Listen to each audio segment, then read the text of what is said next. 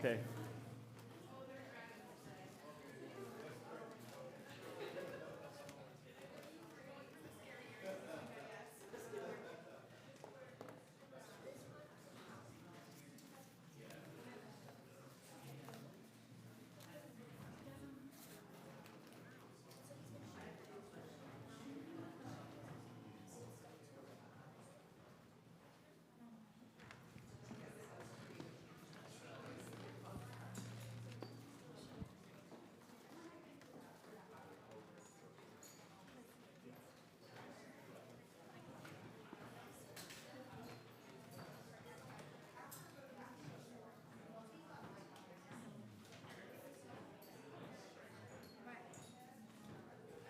Okay, did you get a chance to stretch your legs a little bit and bend over and touch your toes?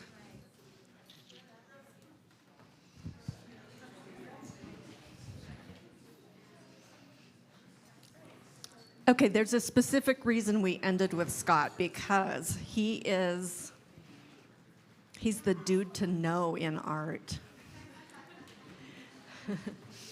He is the dude. Scott is a good friend of ours, and we figured out that we have known Scott since 2007, I think we decided.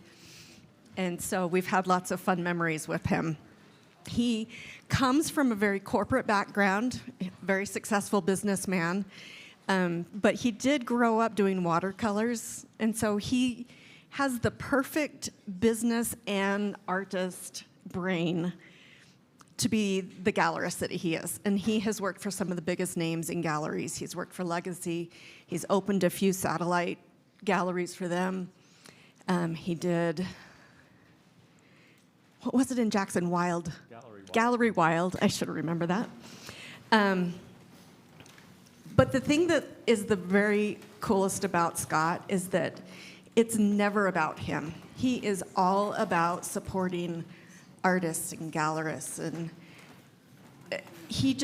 everything he does is to better the art world, and with nothing in return. Like, he honestly just loves to give what he has, and he has a lot to offer. So I'm excited for you to hear him. Anything else you want to add? No.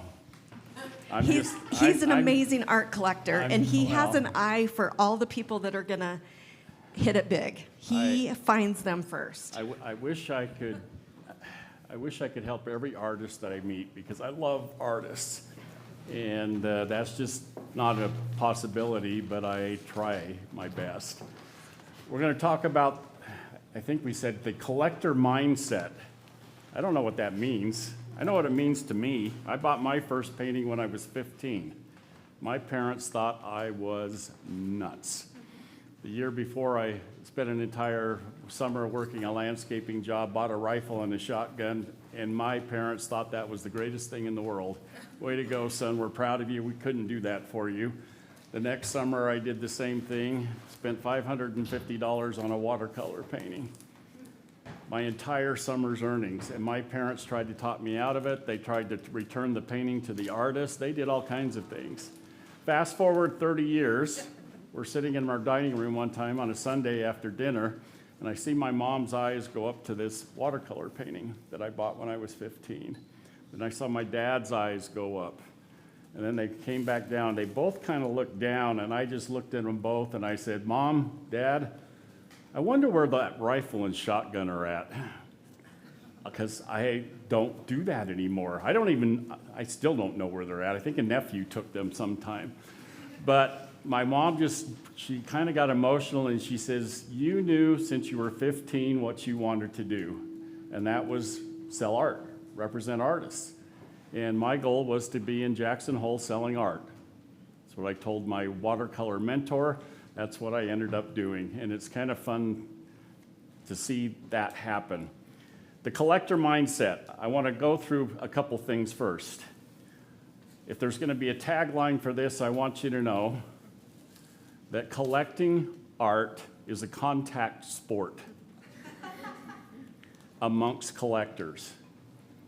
I find it absolutely fascinating going to the shows like Thomas just was at the Prix de West, and going to auctions and going where there is a core base of collectors, how competitive collectors are and how astute they are in watching other collectors. Who is so-and-so interested in? Oh, he's standing over in front of that artist. I should go check out. It is a phenomenon. And we lost that during COVID. We lost that several years of collectors seeing, experiencing, elbowing each other.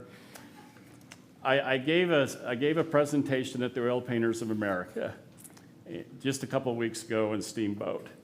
And at the very last moment, they said, is it okay if we ask a collector that we invited to come up on stage with you? And I said, sure, you know, that's fine with me. And then I said, who is it? And they gave me the name, and I thought, I've been to 2 shows with that guy in Indianapolis, and he bought the paintings I wanted because I acquiesced. And I'm thinking, so we go to the opening night of the OPA at the Steamboat Museum. I walk in, there's a painting by Megan Sowers, who some of you will know, that I wanted to buy. And I'm looking around, walking through, I walk up to the painting. Who's standing there but Dave? And he says, I want this one. And I said, I want this one. So in 3 different occasions, we both got attracted to the same painting. But I had to acquiesce again because he was on my crazy little talk the next morning, you know? And so I want you to know, I'm going to talk about collectors, but collectors love collecting art. So I'm not going to talk today about the people who buy a painting to match the sofa or the drapes or whatever. That's an important part of art in a way. We sell a lot of prints, but when you get into original pieces of art with people who buy multiple pieces of art, that's the least of their concerns because the art separates everything. I mentioned the story when we sold our Bozeman house. We interviewed 2 realtors. The first one, my wife says at the end, is there anything we should do with our home to stage it before you start showing it? And she looked around and she says, take half the art down. It's a little too much. My wife looked at me and just kind of grimaced. The next realtor comes in shortly after. My wife asks the same question. She looks at my wife and says, the art will sell the house in 24 hours. My wife just looks at me and says, I know who we're going with. And so there is this, what I want to get across today is you individually have responsibility to your collectors. Collectors buy for what reason? Let's go through a couple of them. I love it when I see somebody standing in front of I'll give some actual examples. A Kathy Odom painting that I sold in Edmonds, Washington. An old white clapboard country farmhouse, and this woman just kept walking by it, and she, you know, and I've learned one thing: let people experience the art on their own. The last thing they need is to be explained to them why they should like something. And this lady's just sitting there, and after I gave her a certain amount of time, I just walked up and I said, so what is it about this piece that's got your full attention? She just looked at me and she said, it's my grandmother's farmhouse. Oh. Well, it wasn't. The farmhouse Kathy painted was in Tennessee, and her grandmother lived in Connecticut. But all those memories came flooding back. It didn't matter that it was the exact house, and she bought it. She just could not leave the gallery. Those memories were so good that she had to have this painting. So people buy art when it elicits a memory. You might think of that. Another thing, I see people buy art all the time where the subject matter or what's being painted is something they've always dreamed of doing. I think that's why European pieces are so popular in some, you know, Venice, different places that somebody may have never gone to, may never get the chance to go to, but that fulfills a dream of theirs. They get to see it, they get to experience. I sold so many rainy, moody San Francisco Market Street paintings in Scottsdale, and I could never figure out, why are you buying? It was the romance of San Francisco. and you live in a desert, and it's really nice when it rains. And it's just something that you don't experience, don't see, want to, you put it on the wall. Next thing, collectors are a little bit astute. I know people, I know I have bought art just because I ask myself the question, or a collector asks a question, how did the artist do this? Now, I think a lot of artists think that artists feel that way, but collectors do too. When something is done so well or so differently or whatever, the uniqueness of it can make a collector want to buy. So that's another reason.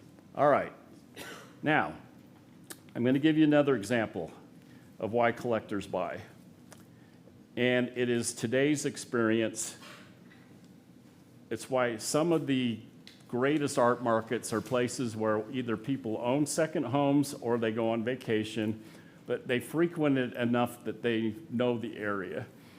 I had a couple from Houston come into the Jackson Hole Gallery one time, and they were talking, and I was listening and whatnot, and the woman was saying, you know, this is the trip I really want to try to start being a photographer. You know, and I happened to have a daughter that worked at the camera store down the street, so I brought up the fact that, you know, my daughter works down at the camera, and they have some really nice equipment, and it was quite apparent that they had some money. And I said, plus, you know, if I give her a call, I'm sure I can convince her to give you an hour of her time just to go through how to use this camera. And so she comes back with this incredible setup, which then tells me, yes, they do have money, because she came back to show me what she bought. And then the question became, so where should I go tonight to photograph? My mind starts running around the gallery. And then I look at her and I said, well, I'll tell you where my daughter's favorite spot is, Shoemaker's Landing, go up to the Tetons, but the clue, you have to stay there 20 minutes after the sun goes behind the Tetons, because sometimes it takes that long for the sky to light up, and that's when you get your best pictures. So they leave. Next day, she comes back with her camera to show me the picture she got. And yes, the sky went pink, and it was so fun, you know. And then I looked at him and I said, you know what? This photograph looks a lot like the painting I have around the corner. And I had this big 24 by 48 painting from an artist in Oklahoma of exactly that scene with the lights and whatnot. And she just looked at her husband and says, I have to have this piece to remind myself of my first experience being a photographer. So they bought the piece. And then the question became, so where should we go tonight to photograph? I'm going all through the gallery, and I tell him that there's a special secret road that if you go up this way, you can get up on top and you can look down, you know, all this stuff, because there's a painting right around the corner. But off they go. The next morning, she comes back to show me her photograph. And sure enough, I just kind of mentioned, you know, there's a painting around the corner that looks at the exact same spot. And they bought that one. Now, we're talking $40-some-odd thousand in purchases between the two paintings. But after that was all done, then she starts asking me, and the husband just looks at her, looks at me, and says, no more suggestions on where to go. And so he saw right through it, but it was okay. But they both loved it. The painting, the art became part of their experience. And that's what you're doing for collectors. You're allowing them into your one mind, and you might be showing something that they never even recognized that they have. I mean, I'm fascinated with all of this. I mean, I didn't even know who Brandon Sanderson was when I came to their first conference in 2020. I never heard of the guy. This genre of art, the only experience I had was with Julie Bell and Boris Viejo, because Julie paints wolves so well. I just got the inkling one time to call her and say, I just want you to paint wolves for Jackson Hole. And she did, and I got to know them, but it was really was really fun, but it was also really disturbing for some collectors up in Jackson when they say, I don't know who this person is. Can you, are they famous? And I'd pull out their calendars and other things. They do this, and she does this, but it gave some affirmation of her quality as an artist, which was important. So again, you are giving somebody an experience that in reality will last a lifetime. That painting I bought at 15, I enjoy it as much now as I did, I don't want to tell you how many years ago, but it's been a long time. I still enjoy it. I still look at it. I still relish the fact that I disappointed my parents. And so the last thing I'll point out is something that is not all that important, but it is part of it. People buy art as an investment. And when you get in a certain circle, collectors will want to know, hey, Scott, what do you think about the future of this artist? Is this somebody that, is going to go somewhere? Is this somebody that's the prices are going to continue to go up? And that's important to some collectors. Others, they'll just say, I just buy what I like, which is fine. Artists hate it when I talk about art going up in value and I've bought art thinking, I'm going to flip this in 2 years. We do it with real estate. I buy stocks. I bought Micron stock Tuesday. They released their earnings Wednesday night. The stock went up 19%, and I sold it that morning. So I only owned it for 12 and a half hours, made 19%. There's nothing wrong with that. If I could do that with paintings, I'd do it all day long. And sometimes you can. But I think it's just you need to know when you go into these rarefied circles like the Prix de West, people are looking at a Thomas Blackshear painting going, I can pay $26,000 for this because I know next year it might be $36,000. But I think that's where you should be not afraid of, but hopeful. So those are just some quick reasons. Now, what I really want to stress in the time we have left, and I'm going to give you an example of a sale that I made in Jackson Hole. And when I say a sale I made, I am a firm believer that you don't sell art. People always say, Scott, you're so good at selling art. And my answer to that is I know how to stand back and let it happen and not mess up the whole thing. I'm in Jackson Hole at the gallery one Saturday morning about 11:30, just before noon, and a couple walks in. And we happen to have this big painting. I guess I could say her name. She's told the story, but maybe not. Let's just say it's a big it was 36 by 48. It's the biggest painting I'd ever had from this particular artist, and she lives here in Utah. And this woman's walking by, and she just stops dead in her tracks, starts looking back. She's backing up. She's going. She looks at her husband, and the tears are just coming down her face. And I didn't intervene. I just let this thing go on. And I overheard her say, it's like my grandmother's samovar. I didn't even know what a samovar was. It's like this Persian brass copper thing where you turn a spigot and they put their tea in it and all this stuff. And this artist, it's the only time she'd ever put it into a painting, but it was a beautiful still life around this. And this woman was just, talking to her husband, and just all these memories were flooding out of her and all this kind of stuff. And I'm just standing over here kind of trying to pretend like I'm not eavesdropping, but I was.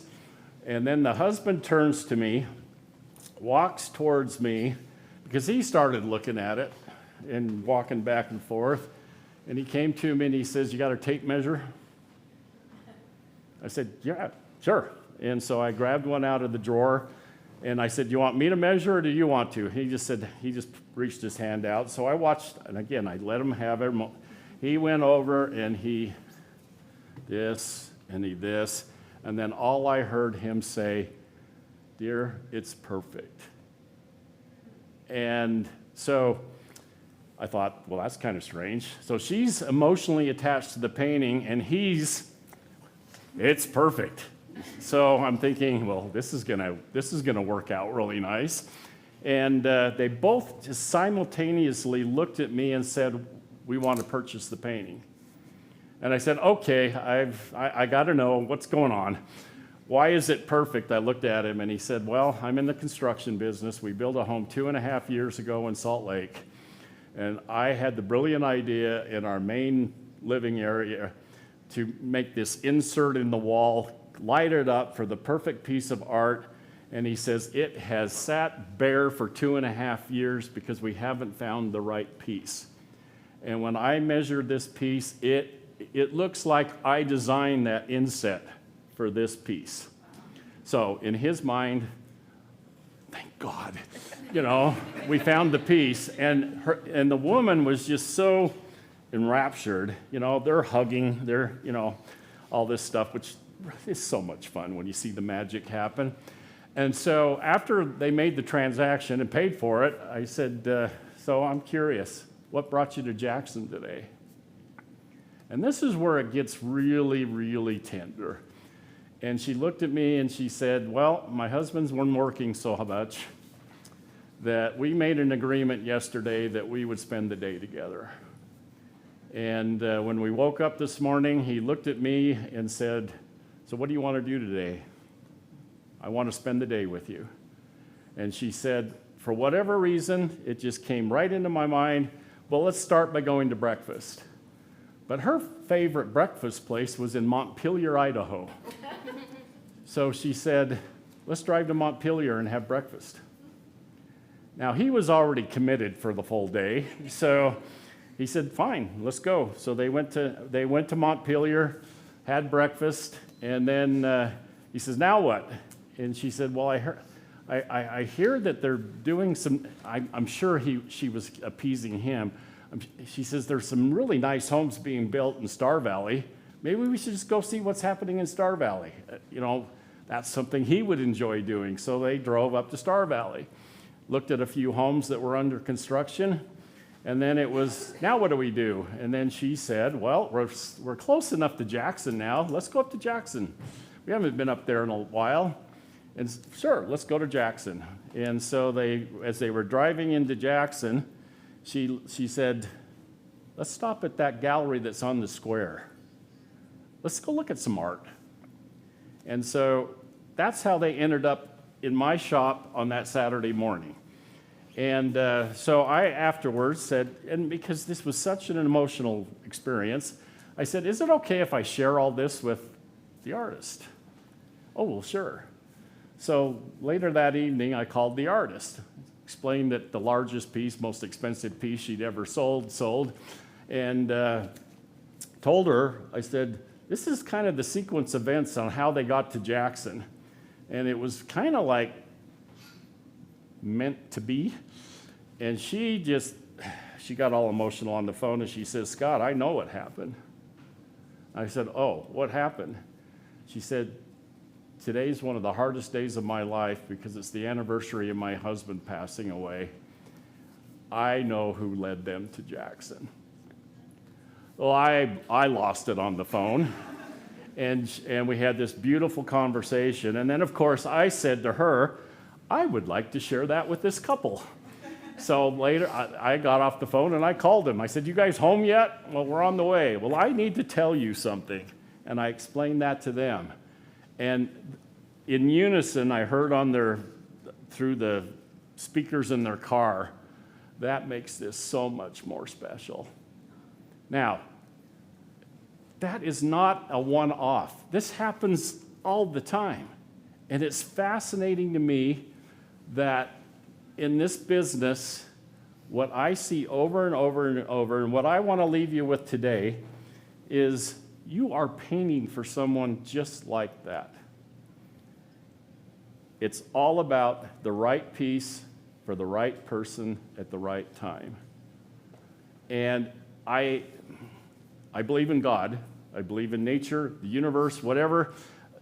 It's fascinating to me how many times over and over and over again, that confluence happens where the right piece ends up in front of the right person and at the right time. It has to be the right time. They have to, and it's just, so my challenge to artists all the time is when I go to one of these conferences and I hear some highfalutin artist say, I paint for myself. I don't let what's happening in the world, I don't let this influence. This is all about me and I paint for myself. Every time my intestines do something, it's like, yes, you got to paint what's special for you, but I can't help but think that each time you sit down at the easel, that there shouldn't be a moment of reflection and say, I want to paint this. Who am I painting it for? What am I painting it for? And I've seen time and time again where artists, that just makes the whole thing worthwhile, in my opinion. You're painting a painting for someone who's going to buy it. And there's nothing wrong with just flat out saying, my success as an artist depends on somebody wanting my piece well enough to pay $3,000 for it, or whatever the price is. And I think the business side of the art world gets a little bit, it sometimes loses track of that. This is a very, very personal thing that you're doing. I can't think of a more difficult thing than what an artist does. I ran a manufacturing company. I had 763 employees, plants in 6 states, overseas operations. And you know what kept me focused? Is I had 760 families that were dependent on their job. That's what made it worthwhile to me. I wanted them to have good health insurance. I wanted them to earn a living where they could be comfortable. That was important to me. But I see the goodness in the world, and the art world is just so good. And collectors, they might have the absolute wrong reason for doing what they do in their mind, but they're still impacted by the emotion and the feeling that you put into a piece. And I love that, and I love it, love it, love it. So, how much time I got left? You can go to 4:15. Okay, I don't even know what time it is. Okay. I want to talk now a little bit about how you take care of collectors, because flat out, it's your responsibility. And what I want you to, again, think of is I know too many artists that get so excited about selling that first piece to somebody that they think that's the end all. I had a painting sell. I've bought enough art, I know enough artists, whatever. What I would challenge you to do is to think not about that first sale, not about the second one, but how am I going to sell that person 6 pieces over the next 10 years? How do I make them a repeat customer of mine? A collector, a client who wants to grow with me. There's a lot of different reasons, again, that art is bought. One of my favorite things that I do see is a lot of collectors end up making the crossover to being actually a benefactor of artists. They get to know you, they like what they see, I wouldn't want to even guess how many pieces of art I've bought where the major motivation was putting a check in a pocket of an artist. And that is really important. Now, I gotta love the art. I want it on the wall, but I think you as artists, as a collective group, underestimate the value in those personal connections. Artists want to be in their studio. They want to be painting. I want to turn all of this over to a gallery. Galleries are horrible at this. Some of them aren't, but a lot of them are. So there's a few things that, I learned over my years in multiple galleries that the first thing I would do when I sold a piece to somebody, So I'd ask them, is it okay if I tell the artist that you bought this piece? And give them your contact information. Now, there's some collectors that don't like that. They want to keep it private, and I understand that. But I always wanted my artist to reach out and say thank you. Or write a card or do something, give it to me, I'll send it to the client. Just some sort of a communication. The reason these shows become so popular, these auctions, is the artist is in front of the people bidding for their painting or putting their name in the box, the excitement of who gets their name drawn out, or meeting the artist. Collectors don't get that all the time. They don't get it when they're dealing with a gallery. That's why shows work. That's why I think galleries will always exist, is a tangible presence where both the art can be seen, touched, and felt, and the artist. And so a few things that I preach and preach and preach. First time I ever spoke at the Portrait Society of America was in 2013. I totally shocked them in 2012 when a gallery showed up just to experience their conference. It was like, what are you doing here?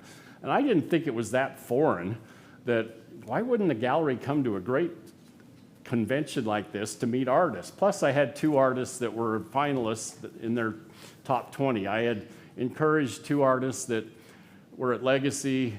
I said, you know, you paint street scenes so well and you paint animals so well, but do a figurative piece this year for your show. And both pieces were just awesome. And I said, enter them in the Portrait Society. Well, what's the Portrait Society? I don't know, but they have this really great competition. I didn't know much about it. And, but they took my advice and they entered, and all of a sudden they're 2 of the 20 finalists. And the show was in Philadelphia that year. So I thought, I got to go support my artists. One, the artists are required to go to the show if they're in the finalists, so I knew they would. One of these artists I'd never met. Earlier, we were talking about, I have 2 grandkids that are on the autism spectrum. And it's fascinating to me that I can look at 2 or 3 examples of artists that I was highly successful with and sold hundreds of paintings and never had a conversation with them. It was all done by email or text because they preferred it that way. And I respected that. I had one, it was 3 years before I realized he couldn't speak English because everything got back to me through his girlfriend. I didn't know that was the case until I lined up an interview with Southwest Art magazine and found out there was no way he could be interviewed by Southwest Art magazine. So I had to be the intermediary on that interview. But my point is that in your mindset, I would say, when I meet somebody that's interested in my work, what do I do to follow up with them? We had a great discussion about social media.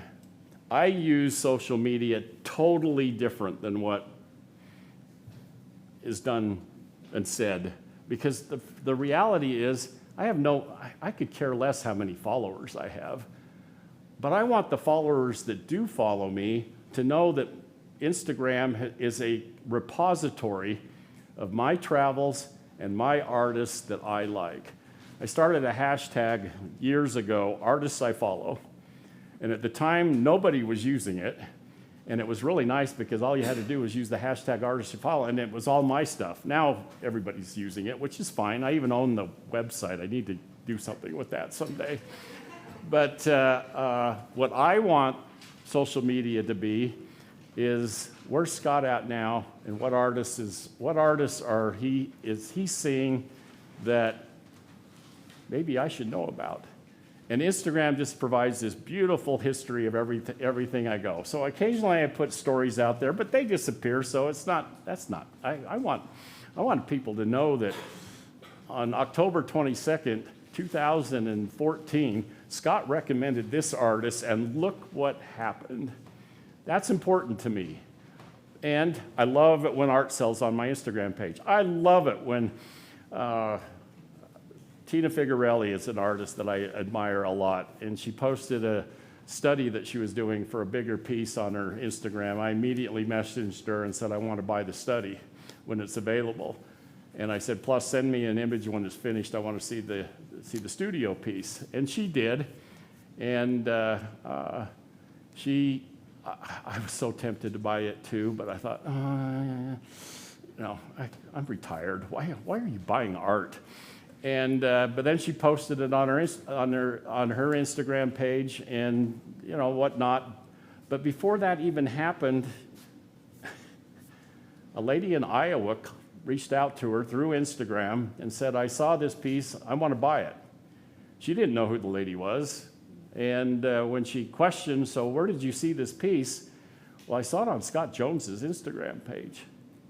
And so I said, Tina, I want to know who this lady is. So I reached out to this lady only to hear her say, this is the 8th painting I've bought in the last 5 years that I saw on your Instagram page. I'd never met her.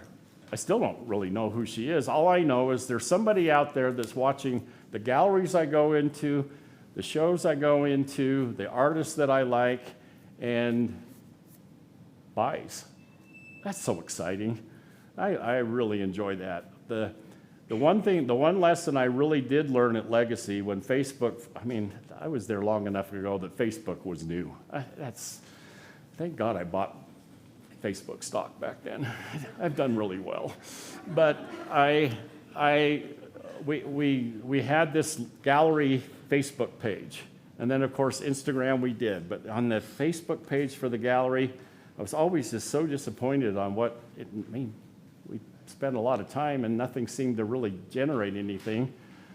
I sold more art on my personal Facebook page in the gallery than what the corporate Facebook page, 5 to 1.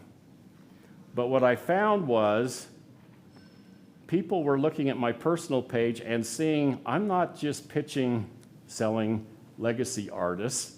I'm going across the street to Trailside, our major competitor, to a show and saying, I love what's at Trailside right now. Or I'm seeing an artist at another show. And so it became Scott's recommendations, not just Legacy. And people reacted well to that. Now, what my expectation of all of you are, as you start generating people who love your art, is the following. You should be in touch with them every month. Every month. And this is why I say this. That second year I was at the Portrait Society, they asked me to speak. And I got up in front of everybody, and I'm looking at the crowd, and one said, afterwards, everybody, bring up a card, and so I know who's been here. Just drop a card. It's only about 15% of the artists even had a card, which I thought was kind of bogus, but that was a shame. But I then said, how many of you send out newsletters to your clients? How many of you do? Once in a blue moon. That's about the average response. And so after this conference was over, I made a dedicated effort to pick 250 of the artists that had been at the Portrait Society, did all the research to sign up for their newsletters on their website, and did all this stuff, send them little messages saying, I'm interested. I didn't do it under my name. That's a little devious, but I wanted to see how I would be treated as just somebody who reached out and signed up. So I created a new email. And of the 250 subscriptions I made, I heard from less than half of the artists in the full next year. There were a handful that did what I suggested, and I got something every month from them. There were 2 artists on that. I get something from them every day. But their business model is to paint from life every day. One's a watercolor artist, one's a pencil artist, and they spend a day creating something new. They send it to me. It's been successful 6 times so far, 3 for one, 3 for the other, when I see something I like. but I expect something every day from them. That doesn't offend me. I ask for that. But what I recommend to artists is every month, send out something to the people on your email list. And it can be simple. There's 3 things I like to see in the newsletters or whatever you want to call them that I get. Something that's new and available to sell, and how to buy it right now. Now that could mean this piece is available at the Compass Gallery. This piece is available at Legacy Gallery. This piece is available directly from me. But I want to be able to right then and there know how to buy it if it's something that interests me. I love websites that have a buy it now button. If I like a piece and it's from an artist I know, I don't need to be haggling. I just want to push a button, and it's fun to surprise them. Plus, the last thing I want to do is talk to somebody about price. I just assume know what it is right up front. Okay, that's number 1. Number 2, a short little thing on what you're working on and what I can anticipate in the near future.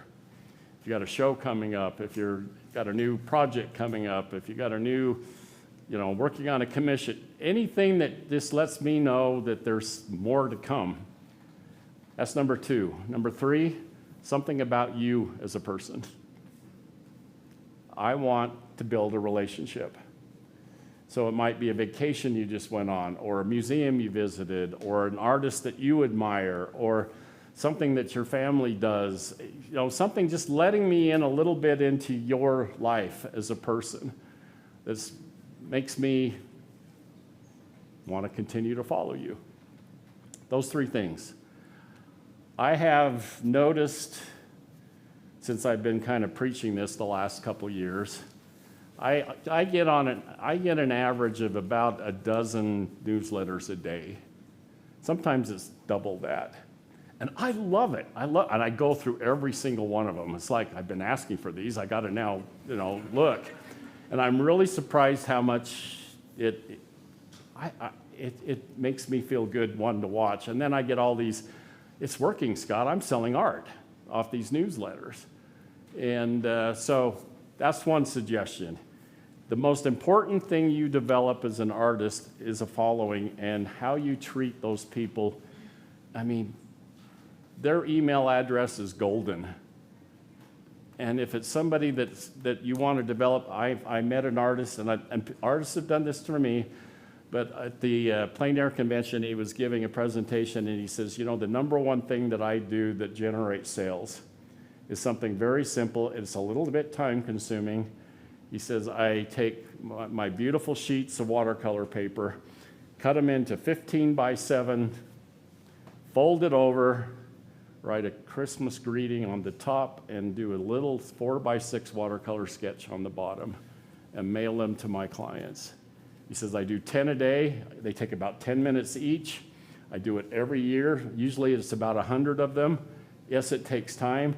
And he says, I sell art like crazy to people that get these. And he says, unfortunately or fortunately, some of my clients expect them now. But I when he mentioned this, I'm thinking, oh, well, so-and-so sent me a card with a drawing. So-and-so sent me a thank you with a little watercolor. What did I do with those? I framed them all. They're on my office wall.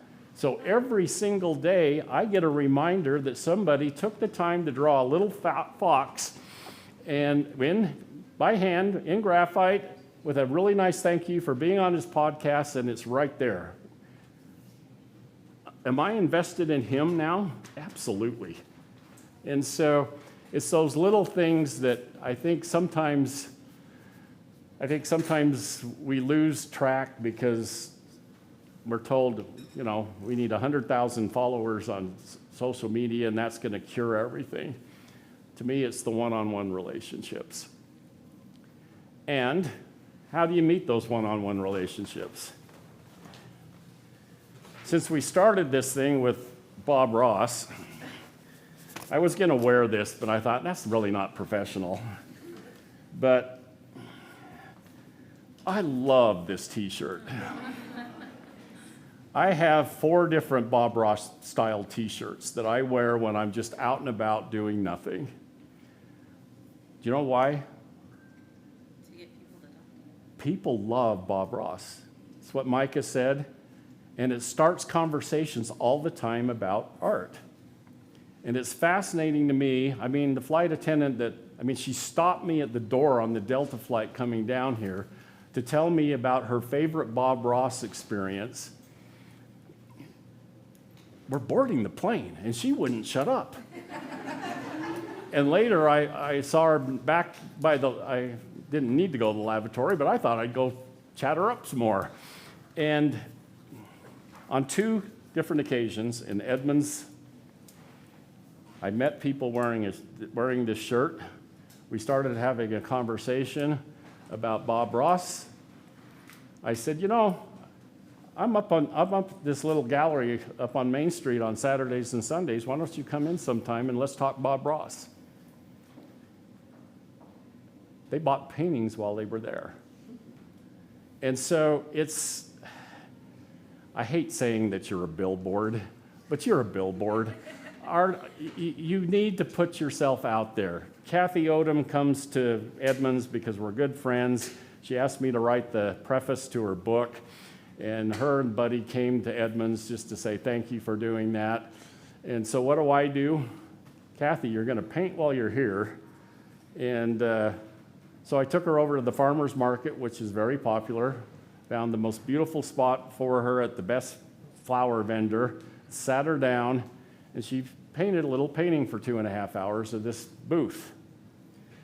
Later that day, I sold it for $1,800 to somebody who frequented the farmer's market every day and got to watch her paint it. And so if I'm an artist, you don't need legacy gallery. Yes, maybe that's the ultimate goal some way down the line. This is what I would do. Get out in front of people and show them what you do. Go to the farmer's market, put up your easel and paint. Let somebody watch. We talked a little bit about dogs today. You know how many paintings I sold in Edmonds, Washington during our plein air event? Because I told the artists, any chance you get to paint somebody's dog into a painting, do it. And the people would come in, so-and-so painted my dog into this painting sitting by the coffee shop. Where is it? And so it's the emotional side of the art world. And it's hard for artists, I think, sometimes to put, you want to be in the studio. I know an artist in Denver. She told me, I'd lived there for 20 years, had this beautiful studio in my home, just a couple blocks off kind of the main drag in this little neighborhood. I walked by one day and there was a for rent sign on this little space. She thought, why don't I move my studio over on the street and let people come in and see my art and watch me paint? And she tripled her sales because of just doing that. I walked into another gallery in Bend, Oregon one time to see an artist I'd met at the Scottsdale Artist School. It was fabulous, and I noticed, I walked around and there were 5 artists in this gallery. All women. I love women artists. Sorry guys, but I love women artists because you have a tougher go of it. There's just no doubt about that. But 5 women, all quite comparable in skill levels, different in styles. And I went up to the artist and I said, I am just really, really impressed with this gallery. And she says, yeah, it's pretty nice for a co-op gallery. And I said, don't use that word. It has a negative connotation in some circles. I said, there was no way that I would have known that this gallery was, owned and managed just by 5 artists who collectively put it together. I said, the initial impression you want is this is a top-notch professional gallery who happens to be owned by artists, and look at what we do. And they're very successful, and I just am thrilled for them. So get out there. Go paint in front of people. That's why plein air works. I mean, I was the associate publisher of Plein Air magazine for a couple years. And these plein air events, it was the best thing I ever did in Washington. All of a sudden, people had the chance to see artists in action painting things that they were familiar with. A couple of the artists came in from out of town and they said, so I'm not familiar with the area. Do you have any suggestions on what to paint? I said, go down to this restaurant. It's closing after 35 years. And people are really sad about it closing. And so 3 of the artists went down and painted the storefront of this restaurant from 3 different angles. I could have sold 9 of those paintings, but I sold all 3 of them because of the sentimental nature of this place. A coffee shop. How much time have I got? 2 minutes? 1 minute? My last story. I found an artist in Seattle that had never been in a gallery before. I started following her on Instagram, noticed that she had quite a following, and started looking at where she'd shown her work, and she showed her work at a coffee shop and a tattoo parlor and a hair salon. And I liked the art, so I reached out to her and said, you know, I wouldn't mind being your first gallery. And she was so excited. And a year goes by, we've been successful for her art, but she had done this annual show with this coffee shop in downtown, right in the heart of Amazon territory and whatnot. And she came to me and she says, now that I'm in the gallery, does that mean I shouldn't do the coffee shop show? And I said, it means exactly the opposite. I want you to do the coffee shop. I want you to give some information to them to hand out. I want them to have my business card. I want them to be able to tell people, if you like what you see on the wall, but it's not right here, this artist has a gallery in Edmonds, which we were 40 minutes away. And I said, I will do the same thing for the coffee shop. If they want to give us discounts, if they want to do us anything that we could get people to go down there to see your work, I'll do it. Well, I'm again at the Portrait Society during this period of time, and my phone just keeps buzzing. Sold $30,000 of her art that month in the gallery, and she sold $25,000 of her art in the coffee shop, and we had people running back and forth. And she painted these really cute, they're bunny heads. I mean, I sold bunny heads. And they're really good, but they were these 30 by 40 pieces, and it's just one after another that month from people who saw her art in the coffee shop and came up because they wanted a bigger piece. And it's those simple little collaborations that get artists started. And so I would just say, okay, Scott Jones Fine Art is my Instagram handle. scottjonesfineart@gmail.com is my, I want to help. So if you've got questions, reach out. If you want a critique on a painting, you're going to get a critique from a collector standpoint, not an artist standpoint. If you have a business question or whatever, the reason I'm here is to help. So reach out and don't feel shy about it. That's what I want to have happen. I'm retired. Grandkids are the number 1 priority all of a sudden. Number 2 is helping artists. And so, I don't know. All I did was talk. You didn't even ask any questions. But those are the simple little ideas, and I think it's a mindset. The right painting for the right person at the right time. You can control one of those in painting the right painting. It takes a little bit of serendipity and whatever else on the other 2 sometimes. But when you know that right person that's interested in your work, it's all up to you to make sure that they buy a 2nd, 3rd, 4th piece over the next 10 years and allow them to have the fun of being a little bit of a benefactor to you, because collectors love doing that. So that's it.